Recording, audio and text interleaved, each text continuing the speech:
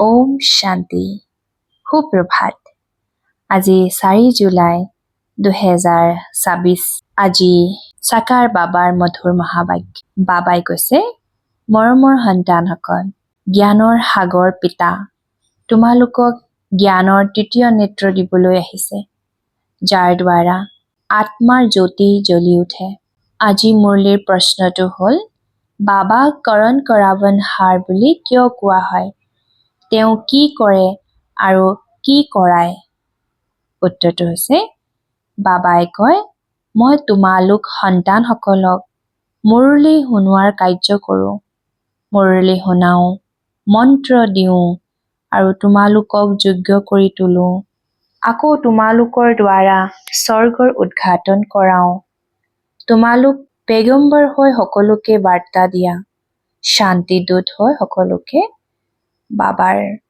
বাৰ্তা দিব কৈছে মই তোমালোক সন্তানসকলক নিৰ্দেশনা দিওঁ এয়াই মোৰ কৃপা বা আশীৰ্বাদ আজি মুৰলীৰ গীতটো হ'ল ये कौन आया आज सवेरे सवेरे मन के द्वार এয়া কোন আহিল আজি প্ৰভাতে প্ৰভাতে এনেধৰণৰ ওম শান্তি সন্তানসকলে গীতটি শুনিলা আমাক অৰ্থাৎ সন্তানসকলক পুৱাতে জগাবলৈ কোন আহিছে যে আমাৰ জ্ঞানৰ তৃতীয় নেত্ৰ একেবাৰে মুকলি হৈ গ'ল জ্ঞানৰ সাগৰ পৰমপিতা পৰমাত্মাৰ দ্বাৰা আমাৰ জ্ঞানৰ তৃতীয় নেত্ৰ মুকলি হৈছে এনেকৈ কয়ো যে পিতা জ্যোতি জ্বলাওঁতা হয় কিন্তু তেওঁ পিতা হয় এইটো কোনেও নেজানে ব্ৰহ্ম সমাজীসকলে কয় তেওঁ অগ্নিশিখা জ্যোতি মন্দিৰত সদায় সেই জ্যোতিয়েই জ্বলায় তেওঁলোকে জ্যোতি স্বৰূপ বুলি মানে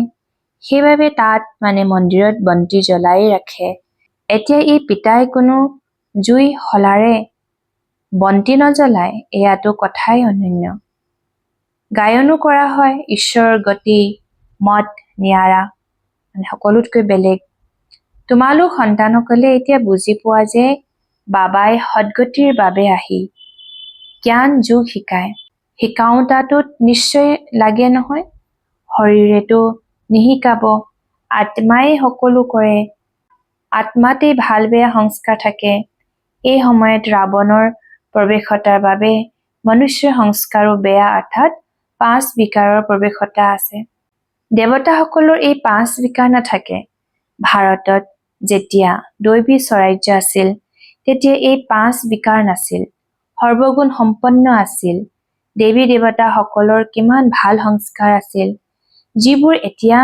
তোমালোকে ধাৰণ কৰি আছা পিতাহে আহি ছেকেণ্ডত সকলোকে সদগতি দিয়ে বাকী গুৰু গোসাঁই আদি এয়াতো ভক্তি মাৰ্গত চলি আহিছে যিয়ে এজনৰো গতি সদগতি কৰিব নোৱাৰে পিতা আহিলেহে সকলোৰে সদগতি হয় পৰম পিতা পৰমাত্মাক এইবাবে আবাহন জনায় যে আহি পতিত সৃষ্টিক বিনাশ কৰি পাৱন সৃষ্টিৰ উদ্ঘাটন কৰক বা দুৱাৰ মুকলি কৰক বাবা আহি শিৱশক্তি মাতাসকলৰ দ্বাৰা দুৱাৰ মুকলি কৰায় বন্দে মাতৰম বুলি গায়ন কৰা হৈছে এই সময়ৰ কোনো মাতাৰ বন্দনা কৰা নহয় কিয়নো কোনো শ্ৰেষ্ঠাচাৰী মাতা নাই শ্ৰেষ্ঠাচাৰী বুলি তেওঁলোকক কোৱা হয় যিসকল যোগ বলেৰে জন্ম লয় লক্ষ্মী নাৰায়ণ শ্ৰেষ্ঠাচাৰী বুলি কোৱা হয় লক্ষ্মী নাৰায়ণক শ্ৰেষ্ঠাচাৰী বুলি কোৱা হয় ভাৰতত যেতিয়া দেৱী দেৱতা আছিল তেতিয়া ভাৰত শ্ৰেষ্ঠাচাৰী আছিল এই কথাবোৰ মনুষ্যটো নেজানে তেওঁলোকে নিজৰেই পৰিকল্পনা কৰি আছে গান্ধীয়েও ৰামৰাজ্য বিচাৰিছিল ইয়াৰ পৰা এইটো সিদ্ধ হয় ক্লিয়াৰ হয় যে এয়া ৰাৱণ ৰাজ্য ভাৰত পতিত হয় কিন্তু ৰাম ৰাজ্য স্থাপন কৰিবৰ বাবে বেহদৰ বাপুজি লাগে যি ৰাম ৰাজ্যৰ স্থাপনা আৰু ৰাৱণ ৰাজ্যৰ বিনাশ কৰিব সন্তানসকলে জানে যে ৰাৱণ ৰাজ্যত এতিয়া জুই লাগিব সকলো আত্মা অজ্ঞান অন্ধকাৰত শুই আছে তোমালোকে জানা যে আমিও শুই আছিলো পিতা আহি জগালে ভক্তি ৰাতি পুৰা হ'ল দিন আৰম্ভ হয় ৰাতি পুৰা হৈ এতিয়া দিন হৈ আছে পিতা সংগমত আহিছে সন্তানসকলক দিব্য দৃষ্টি আৰু জ্ঞানৰ তৃতীয় নেত্ৰ প্ৰদান কৰে, যাৰ দ্বাৰা তোমালোকে গোটেই বিশ্বক জানি গৈছা। তোমালোকৰ বুদ্ধিত ধাৰণ হৈছে যে এইখন ৰচি থোৱা অবিনাশী নাটক, যি ঘূৰিয়ে থাকে। এতিয়া তোমালোক কিমান জাগি উঠিছা, গোটেই জগত শুই আছে। এতিয়া তোমালোক সন্তানসকলে গোটেই বিশ্বৰ আদি মধ্য অন্ত, মূল লোক, সূক্ষ্ম লোক আৰু স্থূল লোকৰ বিষয়ে গম পোৱা। বাকী গোটেই জগত কুম্ভকৰ্ণৰ অজ্ঞান নিদ্ৰাত শুই আছে। এইটো কোনেও নাজানে যে পতিত পাৱন কোন হয়। কাতৰে আবাহন জনাই সেই পতিত পাৱন আহা। এনেকৈ নকয় যে আহি সৃষ্টিৰ আদি মধ্য অন্ত ৰহস্য বুজাও। পিতাই কয়, তোমালোকে এই সৃষ্টিৰ চক্ৰক বুজি পালে চক্ৰৱৰ্তী ৰাজা হোৱা। এইটোও জানা যে বিনাশ সমাগত, যুদ্ধও লাগিব। বাকী কৌৰৱ পাণ্ডৱৰ যুদ্ধ হোৱা নাই। পাণ্ডৱ কোন আছিল এইটো কোনেও গম নাপায়। সেয়া আদিৰ কোনো কথা নাই। তোমালোকৰ পক্ষত আছে সাক্ষাৎ পাৰলৌকিক পৰম পিতা। সেই পিতাৰ পৰাই উত্তৰাধিকাৰ পোৱা যায়। তোমালোকে জানি গৈছা যে শ্ৰীকৃষ্ণৰ আত্মাই 84 জন্ম ভোগ কৰি এতিয়া পুনৰ পিতাৰ পৰা উত্তৰাধিকাৰ লৈ আছে। বিশ্বৰ বুৰঞ্জী ভূগোল পুনৰাবৃত্তি হয়। এতিয়া তোমালোক সন্তানসকল বিনাশৰ আগতে হতুপ্ৰধান নিশ্চয় হ'ব লাগে। গৃহস্থলীত থাকি পদুম ফুলৰ দৰে পবিত্ৰ হৈ থাকিব লাগে। গায়নো আছে ভগৱানো বাচ, ঘৰ পৰিবাৰত থাকি এই এটা জনম পবিত্ৰ হোৱা। যি হৈ গ'ল সেয়া হৈ গ'ল, পাষ্ট ইজ পাষ্ট। এয়াতো ড্ৰামাত নিৰ্ধাৰিত হৈ আছে। সৃষ্টি হতুপ্ৰধান হ'বই। এয়া ড্ৰামাৰ নিয়তি, ঈশ্বৰৰ নিয়তি নহয়, ড্ৰামাৰ নিয়তি। এনেধৰণেই ৰচিত হৈ আছে। সেয়া পিতাই বহি বুজায়। আধা কল্প যেতিয়া পুৰা হয় তেতিয়া পিতা আহে। পিতাই কয়, যেতিয়া ৰাতি পুৰা হৈ দিন আৰম্ভ হবৰ হয় তেতিয়াহে মই আহোঁ। শিৱৰাত্ৰি বুলিও কয় নহয়। শিৱৰ পূজাৰীয়ে শিৱৰাত্ৰি পালন কৰে। চৰকাৰেতো বন্ধৰ দিনো বাতিল কৰি দিয়ে। নহলেতো অতি কমেও এমাহ বন্ধ হোৱা উচিত। কোনেও গম নাপায় যে শিৱ বাবা সকলোৰে সদ্গতি কৰোতা হয়। তেওঁৱেই সকলোৰে দুখ হৰ্তা, সুখকৰ্তা। তেওঁৰ জয়ন্তীটো বহুত ধুমধামেৰে 1 মাহ সকলো ধৰ্মাৱলম্বীয়ে পালন কৰিব লাগে।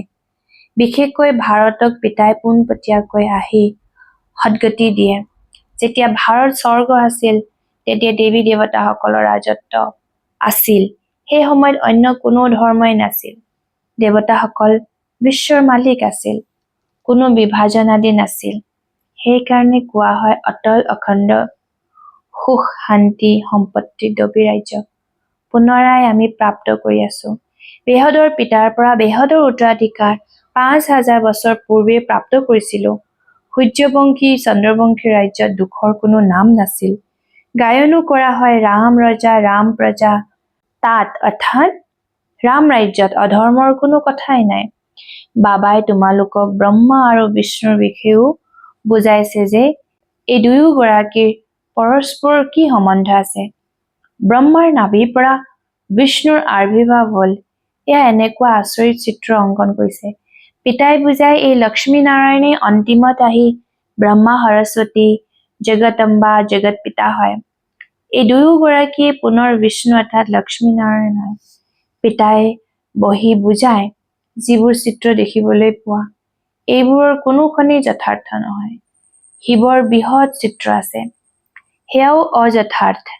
ভক্তিৰ বাবে ডাঙৰকৈ সাজে, নহলে বিন্দুৰ পূজা কেনেকৈ হ'ব পাৰে। বাৰু আকৌ ব্ৰহ্মা বিষ্ণু শংকৰৰ ক্ষেত্ৰতো বুজিব নোৱাৰে। ত্ৰিমূৰ্তি ব্ৰহ্মা বুলি কৈ দিয়ে। ব্ৰহ্মাৰ দ্বাৰা স্থাপনা, বিষ্ণুৰ দ্বাৰা পালনা এনেকৈও কয়, কিন্তু ব্ৰহ্মাইতো স্থাপনা নকৰে। স্বৰ্গৰ স্থাপনা ব্ৰহ্মাই কৰিব নকৰে। স্বৰ্গৰ স্থাপনাটো পৰম পিতা পৰমাত্মাইহে কৰে। এই আত্মাটিতো পতিত হয়, এওঁক ব্যক্ত ব্ৰহ্মা বুলি কোৱা হয়। এই আত্মাটিয়ে পাৱন হৈ যাব আৰু গুচি যাব। পুনৰ সত্য যুগত গৈ নাৰায়ণ হয়। তেন্তে প্ৰজাপিতা ব্ৰহ্মা নিশ্চয় ইয়াতে লাগিব নহয়। চিত্ৰ আকৌ তাত দি দিছে। যেনেকৈ এই জ্ঞানৰ অলংকাৰ বাস্তৱত তোমালোকৰ কিন্তু বিষ্ণুক দি দিছে। ঐকান্তিক ভক্তিটো সাক্ষাৎকাৰ হয়। ঐকান্তিক মানে একেবাৰে নেৰা নেপেৰাকৈ কৰি থকা ভক্তি। মীৰাৰ নামো গায়ন কৰা হৈছে নহয়। পুৰুষৰ ভিতৰত 1 নম্বৰ ভক্ত হৈছে নাৰদ। মাতাসকলৰ ভিতৰত মীৰাবাই গায়ন কৰা হৈছে।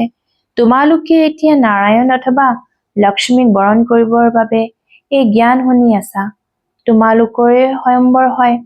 নাৰদৰ ক্ষেত্ৰতো দেখুৱাই সভাত আহি কলে মই লক্ষ্মীক বৰণ কৰিব বিচাৰো। এতিয়া লক্ষ্মীক বৰণ কৰাৰ যোগ্য তোমালোক হৈ আছা? Question mark. বাকী সেয়াটো হৈছে সকলো ভক্তি মাৰ্গৰ কথা।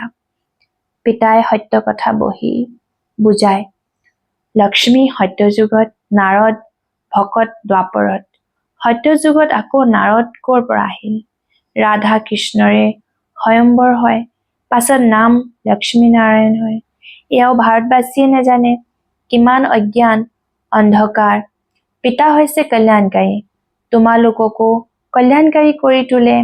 এতিয়া বিচাৰ সাগৰ মন্থন কৰিব লাগে অন্যকো কেনেকৈ বুজাও। গতিকে পিতাই বুজায় যে চিত্ৰ আদি কেনেকৈ বহি তৈয়াৰ কৰিছে। গান্ধীৰ নাভিৰ পৰা নেহেৰুৰ আবিৰ্ভাৱ হয়। এতিয়া ক'ত সেই বিষ্ণু দেৱতা, ক'ত এই মনুষ্য? এই সকলোবোৰ কথা তোমালোক সন্তানসকলে এতিয়া বুজি পোৱা। ক্ৰমানুসৰি তোমালোক আনন্দিত হৈ থাকা। বেহদৰ পিতাই আমাক পঢ়াই আছে।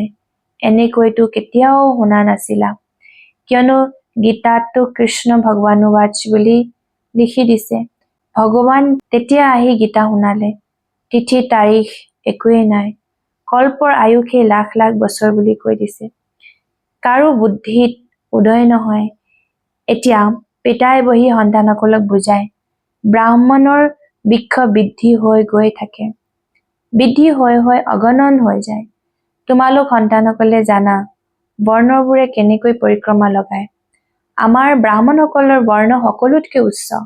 আমি হৈছো ভাৰতৰ গুপ্ত সঁচা আত্মিক সমাজ সেৱক। পৰম পিতা পৰমাত্মাই আমাৰ দ্বাৰা সেৱা কৰোৱাই আছে। আমি আত্মিক সেৱা কৰো, তেওঁলোক পাৰ্থিৱ সেৱা কৰে। তোমালোকক কয় তোমালোকে ভাৰতৰ কি সেৱা কৰা? তেতিয়া কবা আমি হৈছো আত্মিক সেৱাধাৰী। স্বৰ্গৰ উদ্ঘাটন কৰাই আছো, স্থাপনা কৰাই আছো। শিৱ বাবা হৈছে কৰণ কৰাবনহাৰ। যিয়ে কৰাই আছে তেওঁ কৰেও। মুৰলী কোনে শুনায়? গতিকে কৰ্ম কৰে না। তোমালোককো শিকায় যে এনেকৈ শুনোৱা। মহামন্ত্ৰ দিয়ে মন মনা ভাৱ মধ্যাজী ভৱ। নিজক আত্মা বুলি ভাবি পৰম পিতা পৰমাত্মাক স্মৰণ কৰা। কৰ্ম শিকালে ন, যোগ কৰাটো এটা কৰ্ম ন। পুনৰ তোমালোকক কয় আনকো শিকোৱা। সেইকাৰণে কৰণ কৰাবন হাৰ বুলি কোৱা হয়। তোমালোক সন্তানসকলেও এতিয়া শিক্ষা দিয়া। পিতাক স্মৰণ কৰা আৰু উত্তৰাধিকাৰক স্মৰণ কৰা। এয়াই তোমালোক সন্তানসকলে বাৰ্তা দিব লাগে না।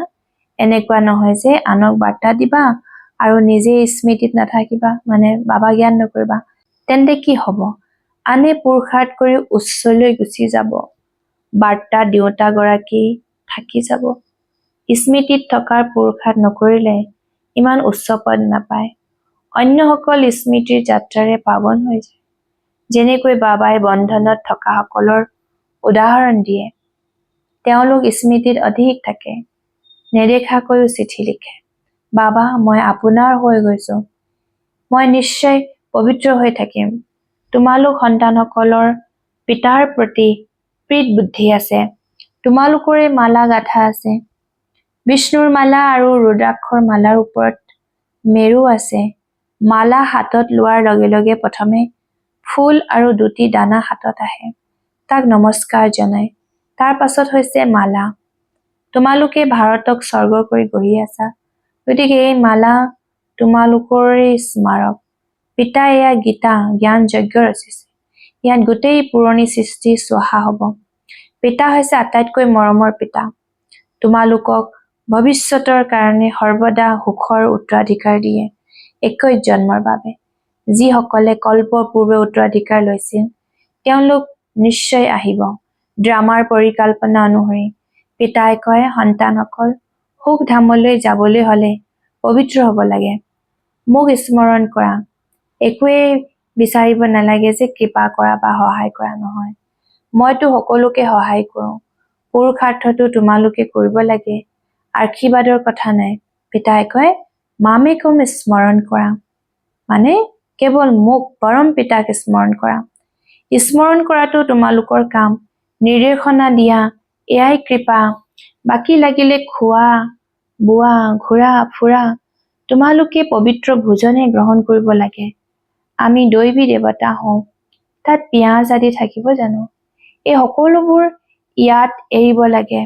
এই বস্তুবোৰ তাত নাথাকে, বীজেই নাথাকে। যেনেকৈ সত্য যুগত বেমাৰ আদি নহয়, এতিয়া চোৱা কিমান বেমাৰ ওলাইছে। তাত তমোগুণী কোনো বস্তু নাথাকে। প্ৰতিটো বস্তু শত্ৰুপ্ৰধান। ইয়াত চোৱা মনুষ্যই কি কি খায়। এতিয়া পিতাই সন্তানসকলক কয়, মোক স্মৰণ কৰা, অন্যৰ সংগ ত্যাগ কৰি মোৰ সৈতে সংগ গঢ়া, তেতিয়া তোমালোক পাৱন হৈ যাবা। ভাল বাৰু, অতি মৰমৰ কল্পৰ পাছত পুনৰাই লগ পোৱা সন্তানসকলৰ প্ৰতি মাতা পিতা বাপ দাদাৰ স্নেহপূৰ্ণ স্মৰণ আৰু সুপ্ৰভাত। আত্মিক পিতাৰ আত্মিক সন্তানসকলক নমস্কাৰ। আমাৰ সন্তানসকলৰো বাবাক বহুত বহুত ইয়াদ প্যাৰ আৰু নমস্কাৰ। শুক্ৰিয়া বাবা, শুক্ৰিয়া। আজি ধাৰণাৰ বাবে মুখ্য সাৰ। প্ৰথম নম্বৰটো হৈছে, যি হৈ গ'ল সেয়া হৈ গ'ল, পাষ্ট ইজ পাষ্ট। যি পাৰ হৈ গ'ল সেয়া পাহৰি ঘৰ পৰিবাৰত থাকি শত্ৰুপ্ৰধান হোৱাৰ পুৰুষাৰ্থ কৰিব লাগে। বিনাশৰ আগতে পাৱন নিশ্চয় হ'ব লাগে। 2 নম্বৰটো হৈছে, ভাৰতক স্বৰ্গ কৰি তোলাৰ প্ৰকৃত সেৱাত তৎপৰ হৈ থাকিব লাগে। খোৱা বোৱা বহুত শুদ্ধ হ'ব লাগে। পবিত্ৰ ভোজনহে গ্ৰহণ কৰিব লাগে। বৰদান, স্থূল কাৰ্য কৰিও মনেৰে বিশ্ব পৰিৱৰ্তনৰ সেৱা কৰোতা দায়িত্বশীল আত্মা হোৱা। যিকোনো স্থূল কাৰ্য কৰোঁতে সদায় যাতে এইটো স্মৃতিত থাকে যে মই বিশ্বৰ মঞ্চত বিশ্ব কল্যাণৰ সেৱাৰ অৰ্থে নিমিত্ত। মই নিজৰ শ্ৰেষ্ঠ মনেৰে বিশ্ব পৰিৱৰ্তনৰ কাৰ্যৰ দায়িত্ব পাইছো। এইটো স্মৃতিৰে অমনোযোগিতা সমাপ্ত হৈ যাব আৰু সময়ো ব্যৰ্থত যোৱাৰ পৰা বাচি যাব। এটি এটি ছেকেণ্ড অমূল্য। বুজি বুজি বিশ্ব কল্যাণৰ বা জড় চৈতন্যক পৰিৱৰ্তন কৰাৰ কাৰ্যত সফল কৰি থাকিবা। আজিৰ শ্লোগানটো হ'ল, এতিয়া যোদ্ধা হোৱাৰ সলনি নিৰন্তৰ যোগী হোৱা। এতিয়া যোদ্ধা হোৱাৰ সলনি নিৰন্তৰ যোগী হোৱা। আজি অব্যক্ত ইংগিত, জ্বালাস্বৰূপ স্থিতিত থাকি শক্তিশালী স্মৃতিৰ অনুভৱ কৰা। যেনেকৈ দুখী আত্মাসকলৰ মনত এইটো আৱাজ আৰম্ভ হৈছে যে এতিয়া বিনাশ হওক, ঠিক তেনেধৰণেই তোমালোক বিশ্ব কল্যাণকাৰী আত্মাসকলৰ মনতো এইটো সংকল্প উৎপন্ন হওক যে এতিয়া অতি সোনকালে সকলোৰে কল্যাণ হওক, তেতিয়াহে সমাপ্তি ঘটিব। বিনাশকাৰীসকলক কল্যাণকাৰী আত্মাসকলক সংকল্পৰ ইংগিতৰ প্ৰয়োজন। সেইবাবে নিজৰ সদা প্ৰস্তুত হোৱাৰ শক্তিশালী সংকল্পৰ দ্বাৰা, জ্বালাৰূপ যোগৰ দ্বাৰা বিনাশৰ জুই কৰা অধিক তীব্ৰ কৰি তোলা। আচ্ছা, ওম শান্তি। তো বিশেষ আজি বাবাই আমাক কি ক'লে, যি হৈ গ'ল সেইবোৰ পাহৰি ঘৰ পৰিবাৰতে থাকিও মুঠতে শত্ৰুপ্ৰধান হোৱাৰ যিকোনো উপায় পুৰুষাৰ্থ কৰিব লাগে। ভাৰতক স্বৰ্গ কৰি তোলাৰ প্ৰকৃত সেৱাত তৎপৰ হৈ থাকিব লাগে। খোৱা বোৱা বহুত শুদ্ধ হ'ব লাগে। পবিত্ৰ ভোজনহে গ্ৰহণ কৰিব লাগে।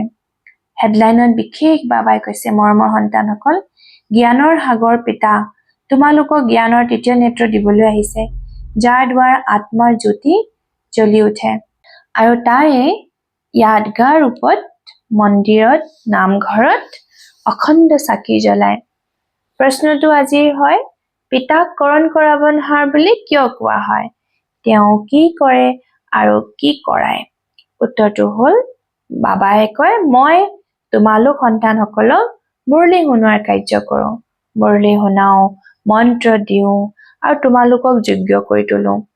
আকৌ তোমালোকৰ দ্বাৰা স্বৰ্গৰ উদ্ঘাটন কৰাও। তোমালোক পৰম্পৰাগতভাৱে সকলোকে বাৰ্তা দিয়া। তোমালোক পেগম্বৰ হৈ সকলোকে বাৰ্তা দিয়া। মই তোমালোকক নিৰ্দেশনা দিওঁ, এয়াও মোৰ কৃপা বা আশীৰ্বাদ।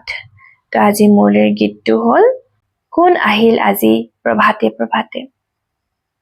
ये कौन आया आज सवेरे सवेरे मन के द्वार। ओम शांति, ओम शांति।